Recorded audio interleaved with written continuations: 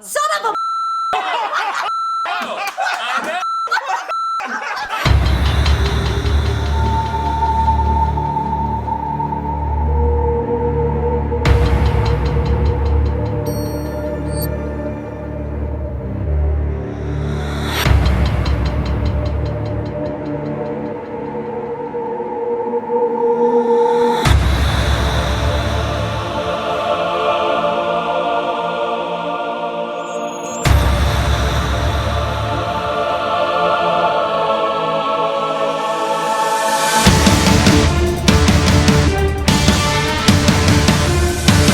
I've got to apologize. As soon as you start performing Tornado, you are going to be addicted to it.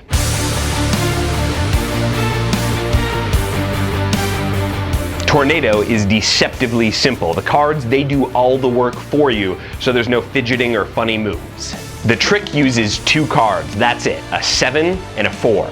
You rip the 4 up and you give a corner to the spectator. They close it in their hand. Then you take the 7, you rip that up too, you put one corner in your hand, and then they change places. As of 1 month ago, both Justin Flom and I, we carry Tornado with us wherever we go.